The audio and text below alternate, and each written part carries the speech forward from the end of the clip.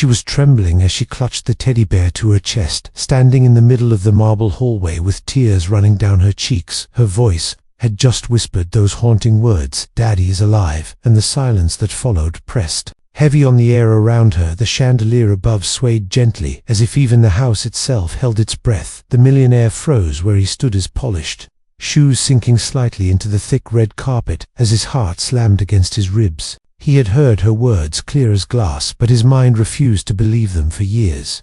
He had lived with the crushing certainty that his brother was dead, the funeral, the grave, the endless nights of regret, all of it replayed now against the fragile voice of a child who should not have known anything of it. And yet she stood there, small, innocent, her eyes brimming with pain too heavy for her young age. Her note on the table was stained dark and ugly, the edges curled as if burned. It had been found hidden behind a drawer that should have held nothing but bills and receipts, but the handwriting had caught his eye, trembling hurried strokes, and across the page the words, "Stop digging before it costs you more." The blood smeared into the paper as if someone had pressed their fingers too hard against it. His hand shook as he reached for the note, but before he could take it, the girl had whispered again, her sobs choking her words, "Daddy is alive. I heard him. They told me to keep quiet, but I heard him." The man staggered back, his throat dry, his chest heavy. He looked down at the girl, her trembling lips, her desperate gaze searching him for belief, for safety, and he could not deny her, because her pain was too real to be invented. His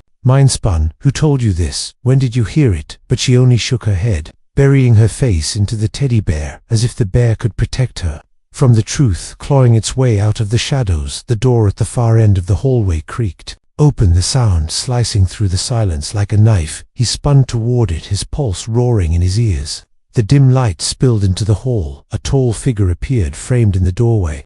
A woman, her face pale, her eyes sharp and guarded. She stepped in and closed the door softly, her voice cold but controlled. "You should not have let her speak." Those words, she hissed every syllable, trembling with warning. He narrowed his eyes, his fists curling. What words, he demanded, but his voice betrayed the storm surging inside him. She moved closer, her heels clicking against the marble, her gaze never leaving him, as if daring him to question her again. But it was the girl who broke the tension, her cry rising louder now, her voice torn with both terror and hope. "Daddy is alive. I swear it. I heard them. They locked him. They hurt him, but he is alive." The man's chest heaved, his mind screamed at him to hold steady, but the weight of her voice dragged him down into a pit he thought he had climbed out of long ago. The funeral, the coffin, the cold earth being shoveled over the grave. He had been there, he had watched it. How could it be possible unless everything had been a lie, unless someone had wanted him to believe the lie? And now he could see the fear in the woman's eyes, a flicker too quick to hide. And in that flicker he saw betrayal. He stepped forward, closing the distance, his eyes narrowing on her. "Tell me the truth," he growled, his voice low and dangerous. The girl clutched his leg, hiding behind him as the woman's lips trembled, but she masked it quickly with a cold smile. "The truth is not what you think," she whispered, and for a moment her tone was almost pitying, but then her eyes hardened, and she added, "And if you keep pushing, you will destroy yourself." And the words hit him like a blade. He staggered a step, his gaze shifting from the girl to the note, to the woman standing in shadows, each piece forming a picture he was not ready to see, and yet he could no longer turn away. He could feel the truth breathing just beyond reach, waiting to tear his life open again. The silence stretched the air heavy with unsaid words. The little girl's sobs quieted to soft hiccups, but her eyes clung to him, desperate and trusting. And he knew in that moment he could not turn back. No matter the cost, he would find the truth. He would uncover what had been buried, even if it killed him. At the far end of the hallway, the door slammed shut, echoing through the mansion like a warning shot. The woman vanished into the darkness, leaving only the lingering sound of her heels and the faint rustle of silk. The man bent down, gathering the little girl into his arms, her small frame shaking against him. He whispered to her, gently steadying his own voice even as his chest burned, "I will find him, I promise." But as he looked back at the blood-stained note, the words, "Stop digging," burned into his mind. He realized promises were dangerous things, because the more he dug, the more blood there would be, and he did not yet know whose it would be. And the sound came from beyond the hallway, faint, low, dragging like chains being pulled across the floor. His breath caught. The girl's eyes widened, the teddy bear slipped from her grasp, and landed soundlessly on the carpet. The sound of chains dragged through the silence of the mansion, sending a chill up his spine. The millionaire tightened his grip on the little girl, pulling her closer to his chest, his eyes scanning the hallway shadows. Every instinct screamed at him to run, but another voice deep inside whispered that the truth he had been chasing for years was finally breathing right in front of him, and if he turned away now he would never see it again. The girl's small hand clung to his shirt, her voice trembling. "Daddy is alive. I heard him. They keep him somewhere down there." The man moved slowly, his polished shoes brushing the edge of the carpet. The sound of the chains grew louder, metallic scraping echoing from the cellar doors below the staircase. He had walked those stairs hundreds of times, but tonight every creak in the wood felt like a warning. The girl's sobs grew softer, almost as if she knew what waited beneath, and yet she refused to let go, whispering over and over, "He is alive, I know." His hand reached for the cellar door handle. It was old brass, dulled by years of dust and neglect. His palm slick with sweat, the handle felt colder than ice. The air behind it seemed heavier, thicker, as though time itself had been locked away. His mind raced through memories of his brother's supposed death, the coffin lowered into the ground, the widow's tears, the officials who handed him reports with stamped seals. But now every memory felt like a carefully drawn mask, a performance staged for his eyes. He pushed the door open slowly, and the hinges screamed like a creature in pain. The smell hit him first, damp stone rust and something else, metallic and bitter. The girl buried her face against his chest, her little shoulders trembling. The millionaire took the first step down into the cellar, his heart hammering, each beat louder than the last. The shadows wrapped around him, swallowing the faint light from the hallway above, but he pressed forward, driven by the whisper of his niece and the promise he had just spoken aloud. At the bottom of the stairs he found a corridor of stone walls, lined with rusted pipes. Water dripped steadily from above, forming dark stains on the floor. The sound of chains was clearer now. It came from the far end of the hall, behind a thick iron door that looked far too new to belong in this forgotten place. His hand hovered over the latch, when suddenly a voice came from behind, sharp and cutting. "Stop. Where you are." He spun around, shielding the girl. Instinctively, a tall man in a dark suit stood in the shadows. A pistol raised his face, half hidden by the dim light, his eyes cold, calculating. "You should never have come down here," the man said, his tone steady, but filled with venom. The millionaire narrowed his eyes, demanding, "Who are you? What are you hiding?" The stranger smirked, lowering his chin slightly, as if amused by the question. "I am the reason your brother stayed where he belongs, the reason you believed a grave held him, and the reason this girl was warned never to speak. But now you have heard too much, and there is no turning back." The girl cried louder, clutching her uncle's neck and whispering, "Daddy, Daddy, help him." The millionaire's jaw clenched, anger boiling in his chest. He had lived with grief long enough. He would not live with lies. He took a step forward, despite the gun aimed at him, his voice steady. "You buried the truth, and now you will tell me everything." The man in the suit sneered. "You are too late. He belongs to us now." His voice dropped to a hiss. "Even if you open that door, what you find will not be the man." You remember the words cut deep, but before the millionaire could answer, the sound of chains rattled again. This time louder, desperate, as though whoever was behind the iron door was struggling against them. The little girl gasped, her voice rising.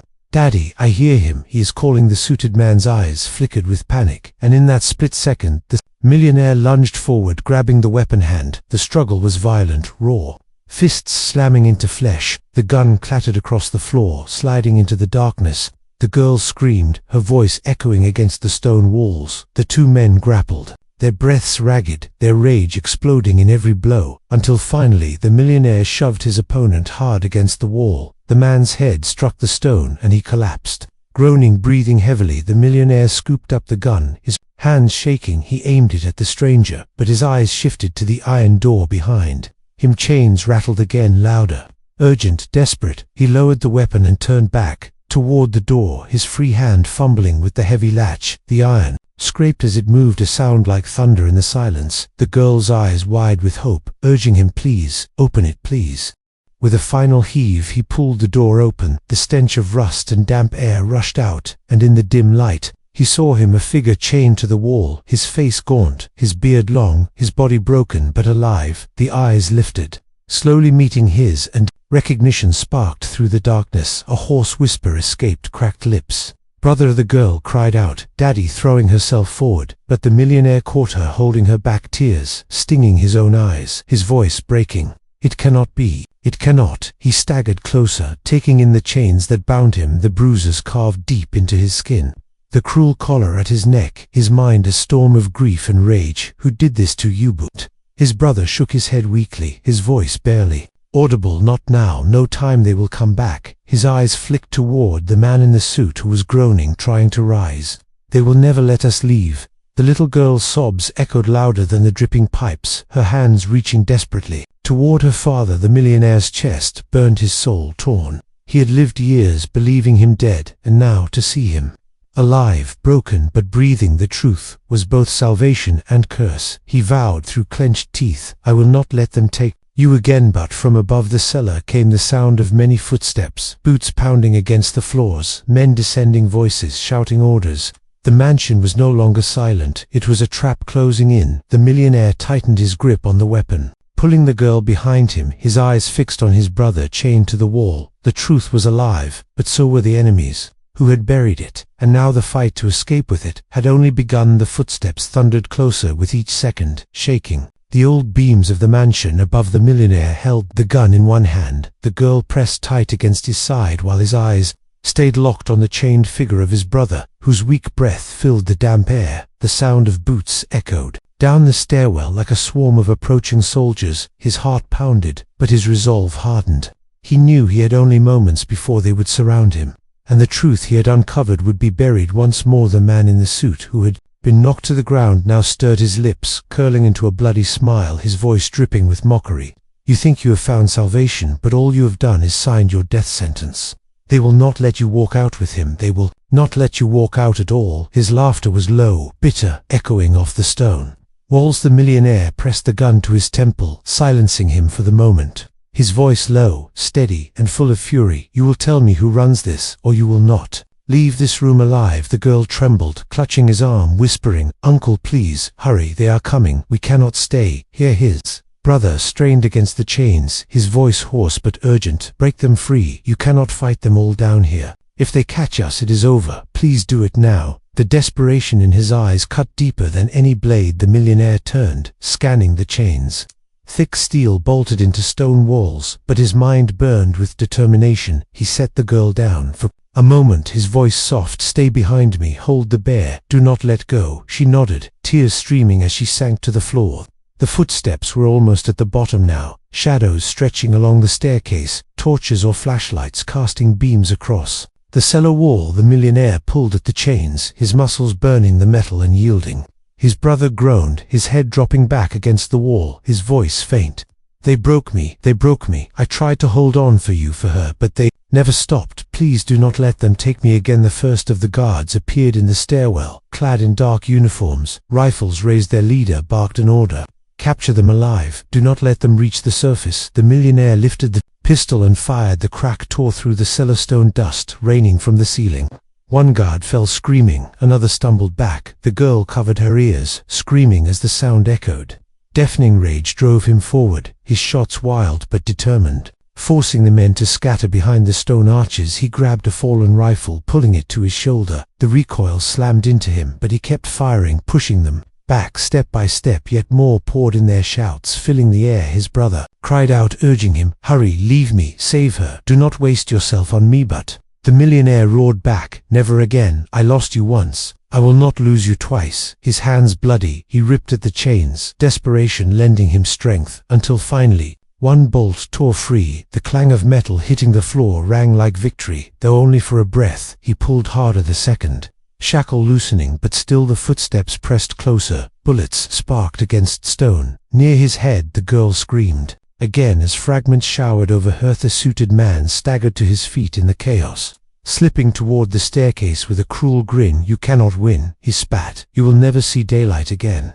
The millionaire turned the rifle toward him, firing. Once the man crumpled on the steps, blood pooling beneath him. The guards hesitated, momentarily thrown by the loss of their commander, and that hesitation was enough. With a final wrench, the last chain tore loose, his brother collapsing forward into his arms, his body frail but alive. The millionaire lifted him across his shoulder, staggering under the weight, but refusing to stop. He scooped the girl into his free arm, Clutching both to him, the gunfire exploded again, but he pressed toward the far end of the cellar where he had once seen a door bricked over decades ago. He prayed it still led somewhere, anywhere, but here bullets whizzed past his ears, striking stone with sharp sparks. The girl sobbed, her voice breaking. "Uncle, please do not. Let go," he whispered to her fiercely. "I never will, I promise." His brother groaned against his shoulder, whispering weakly, "The left wall there is a passage. I heard them talk about it when they brought me here. Hurry, before they close." I've slammed his shoulder against the left wall, the bricks giving way to a narrow tunnel hidden behind rotted wood, the stench of earth and mold, thick, but it was hope.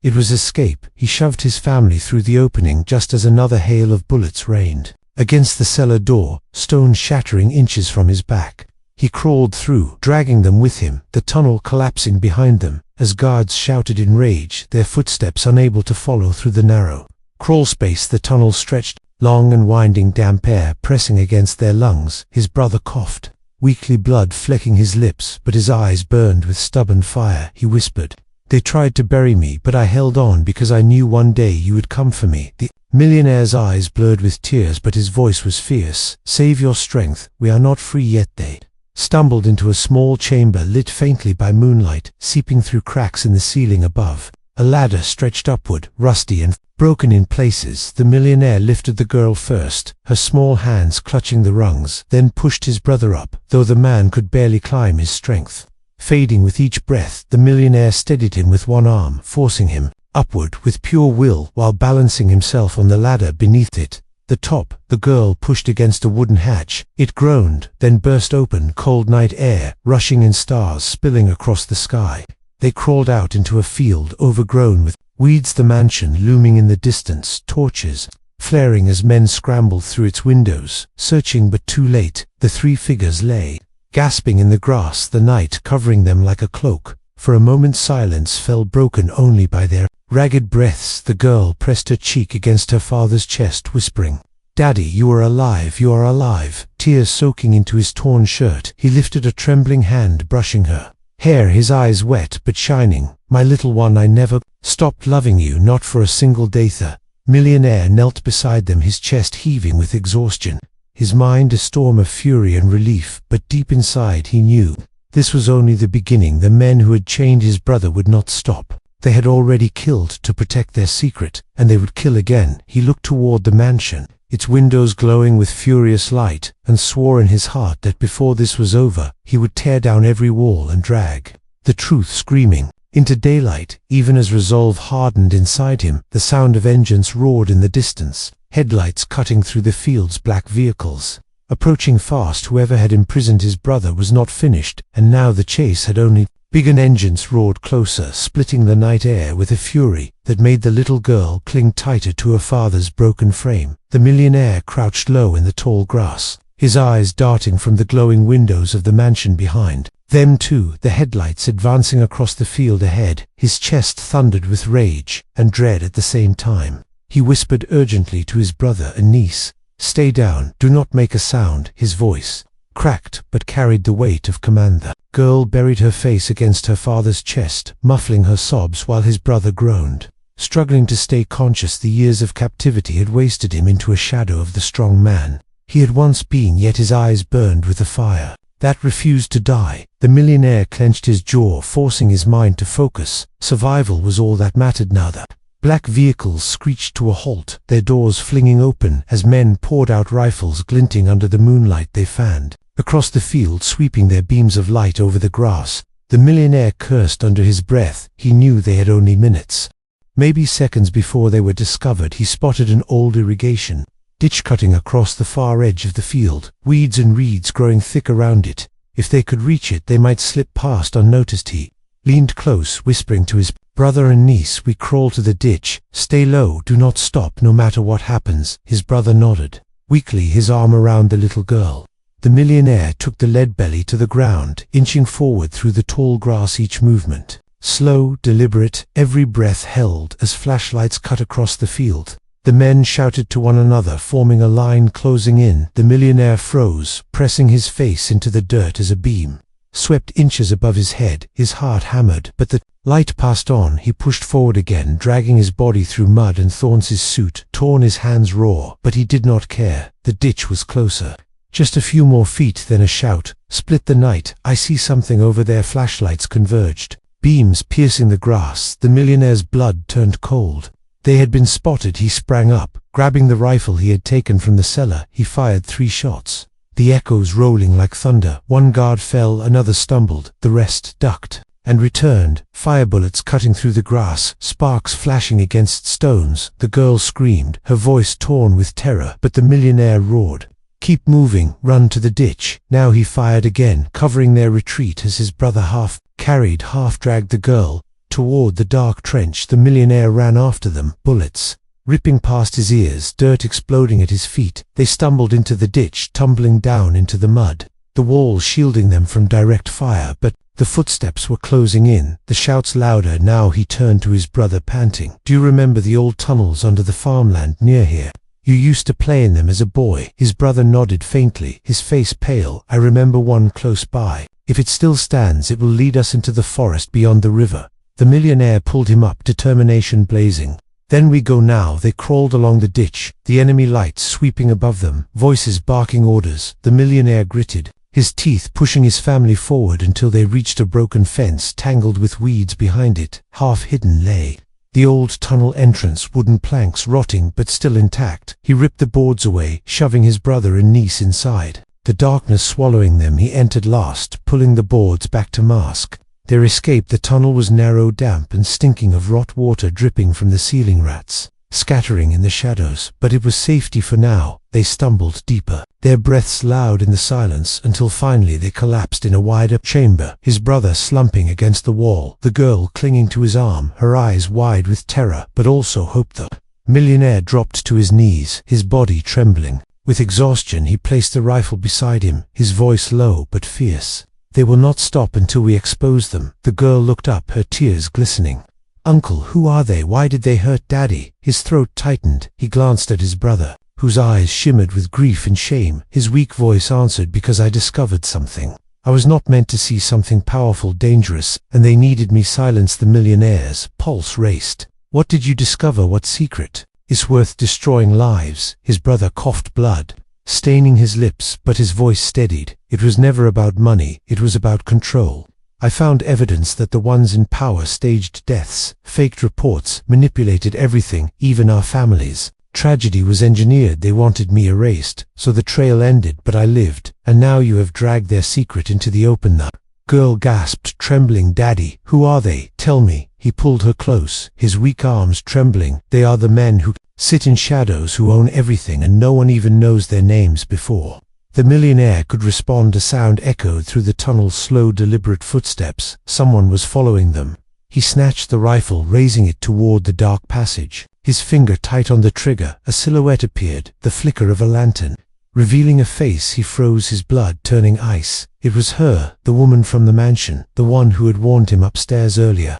Her expression calm, her voice soft. "You are making everything worse," she said, lowering the lantern as if she were not afraid of the rifle aimed at her. The millionaire's eyes narrowed, betrayal burning through him. "You knew he was alive all along. You let me believe he was dead." Her lips trembled for a moment, then hardened. "I tried to protect you," she whispered. "I tried to protect all of you, but you were too stubborn to stop digging the truth. You chase will consume everything you love, including her." She pointed at the girl who clutched her teddy bear with wide, terrified eyes. The millionaire's voice thundered, "Protect us? You call this protection? Chaining my brother, leaving a child without her father, making me live with grief. You are nothing but a liar." The woman stepped closer, her face illuminated by the lantern, her eyes filled with sorrow. "Believe what you want, but there are forces you cannot fight. If you keep going, you will doom us." All his brother stirred, lifting his head, his voice a rasp full of fury. "She is part of them. She betrayed me. She let them take me. Do not trust a word she says." The girl clung tighter to him, whispering,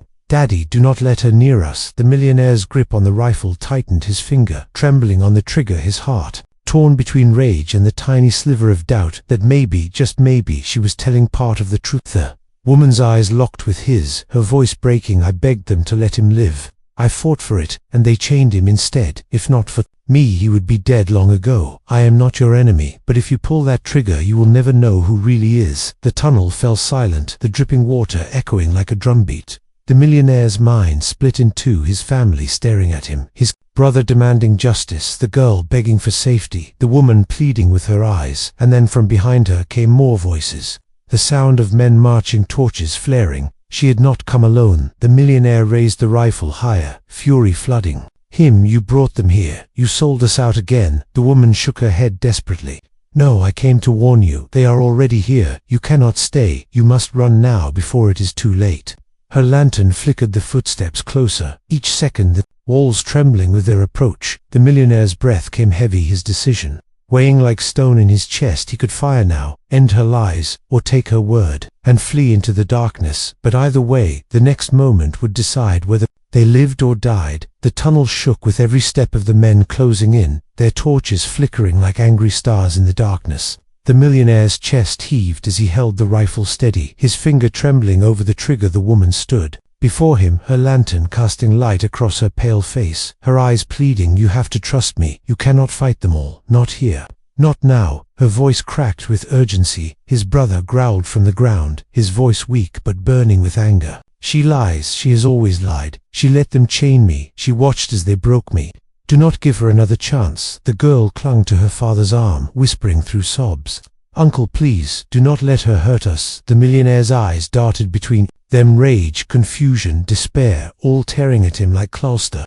Footsteps grew louder, voices shouting orders in the distance. The tunnel was narrowing. There would be no escape. Once the soldiers flooded in, the woman stepped closer, lowering her lantern, her voice desperate. "I know where the tunnel splits. I can get you out before they seal it. But if you waste another breath arguing, we all die here." The millionaire's teeth clenched, his pulse a storm. His mind screamed that she was a traitor, but another voice whispered that he had no other choice. He lowered the rifle just slightly, his words a growl. "If you betray me again, I will end you myself." She nodded silently, her eyes glistening with something that looked like regret. She turned quickly, motioning, "Follow me now." The group stumbled forward, the millionaire supporting his brother with one arm, the girl clinging to his coat. The woman led them swiftly through the winding tunnel, her lantern bouncing shadows across the damp walls behind them. The voices grew sharper, boots pounding against the stone, their hunters drawing closer every second. At last they reached a fork, one side collapsing inward with rubble,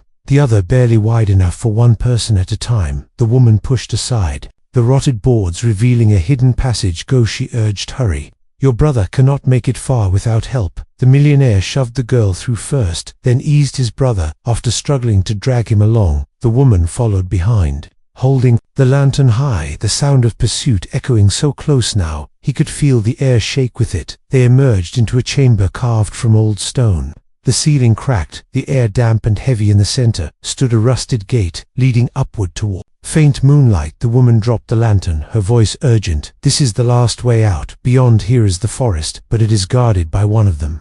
You will have to fight your way through." The millionaire raised his rifle, his jaw set. "I have been fighting since I heard my niece say Daddy is alive. I will not stop." Now the girl tugged his sleeve, her tearful voice soft.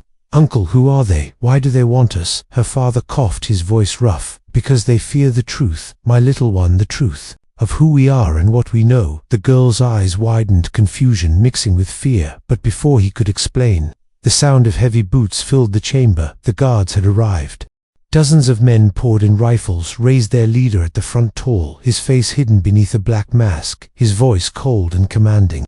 "Do not resist. Surrender now, and perhaps the child will live." The millionaire aimed his rifle, his teeth bared. "We will never surrender." The girl clutched her teddy bear tight, burying her face against her father as the air grew electric with terror. "Ruther."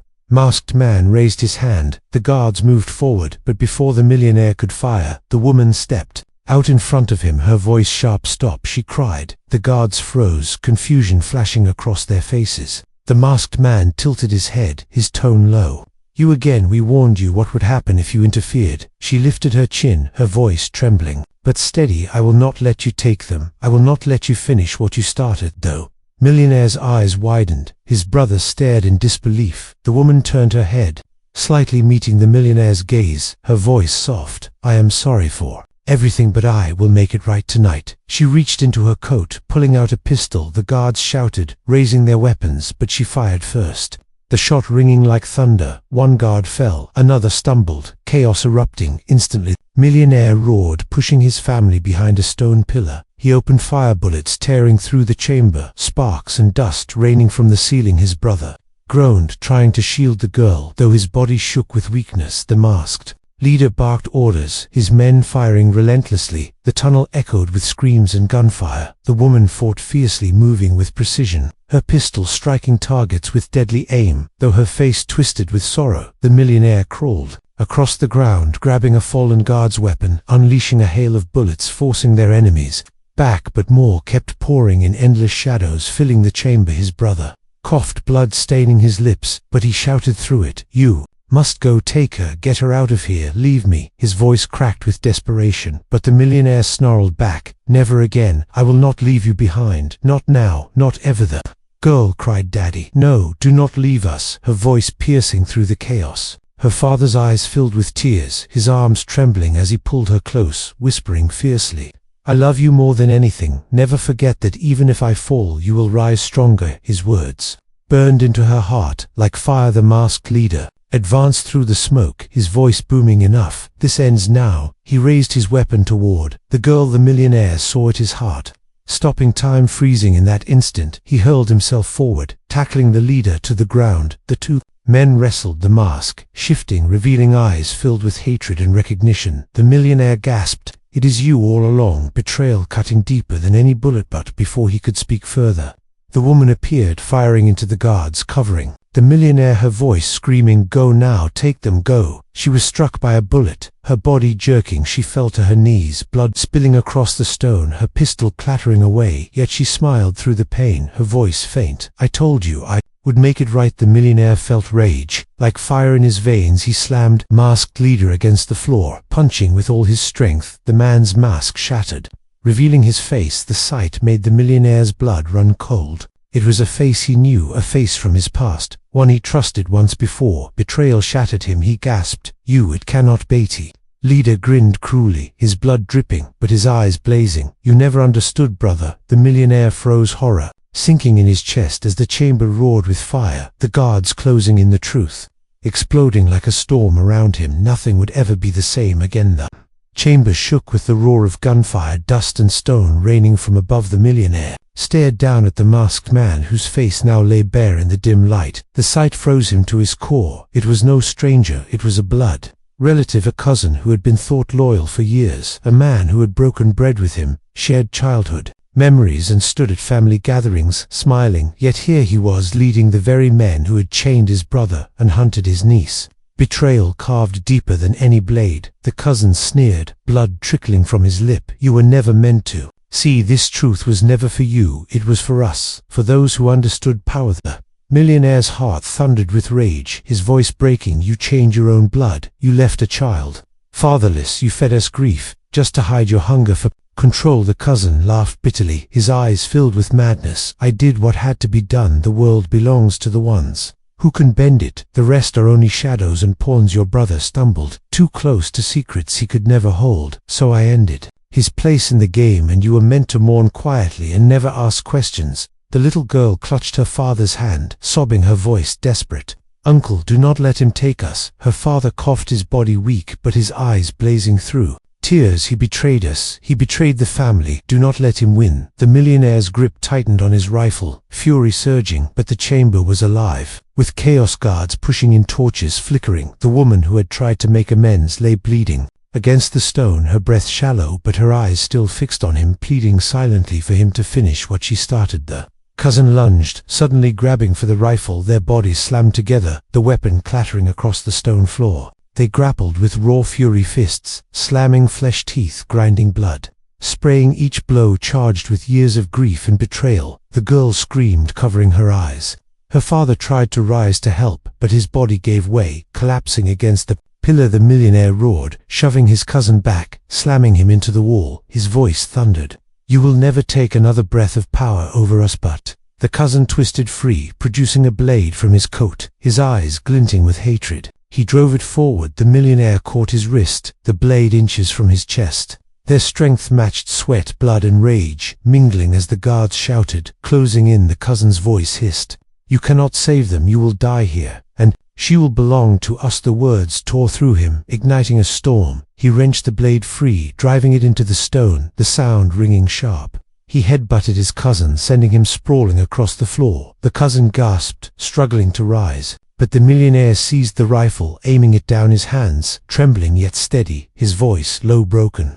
"You were family, you could have stood with us, but you chose to burn it all for power." The cousin spat blood, smiling through madness. "Family is weakness, power is eternal." The millionaire pulled the trigger. The shot echoed like thunder. The cousin collapsed, his body twitching, then falling. Still silence swept the chamber for a breath. Guards faltered their leader, slain, confusion flashing in their eyes. The millionaire raised his rifle, his voice booming across the stone walls. "You want to serve men who kill their own blood? Then stay here and rot. But if you want to live, walk away now." His eyes burned with fury and fire. The guards glanced at one another, doubt rippling through them slowly. One lowered his weapon, then another, until the chamber grew still. The rest turned, backing away, torches dimming as they vanished into the tunnels, their loyalty broken.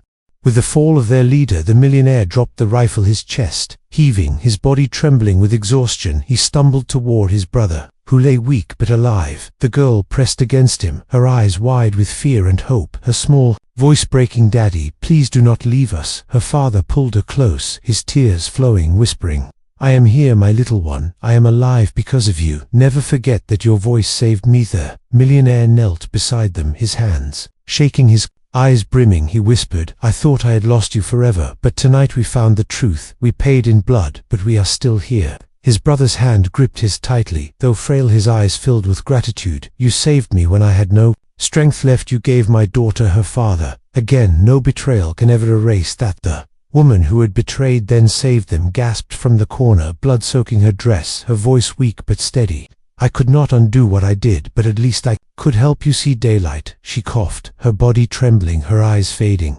"Tell the world what they did, expose them, or they will rise again." She smiled faintly, her last breath slipping away, her eyes closing in peace. The millionaire closed his eyes for a moment, bowing his head in respect, then turned to his brother and niece, his voice firm. "We leave this place tonight, we go into the light, and we never let them bury the truth again." They moved slowly up the rusted gate, into the forest beyond, the cool night air filling their lungs, stars stretching endless above them, the mansion burning faintly in the distance. The chapter of lies ending with flames. They walked together through the dark trees, the millionaire supporting his brother, the little girl holding both their hands, her teddy bear pressed against her chest. They were broken, bruised, and scarred, but alive. The truth had cost them everything, yet given them more than they ever thought they would see again. They had each other. The first light of dawn crept across the horizon. The millionaire whispered to himself words that seared deep. "Sometimes losing everything is the only way to find who you truly are." The girl looked up, her eyes shining with hope. "Daddy is alive, and nothing will take him away again." The wind carried their steps forward, away from the shadows, away from betrayal, and into a new beginning. They would heal. They would rise, and they would make the truth known, no matter the cost. The past was buried, but the future was theirs. The end.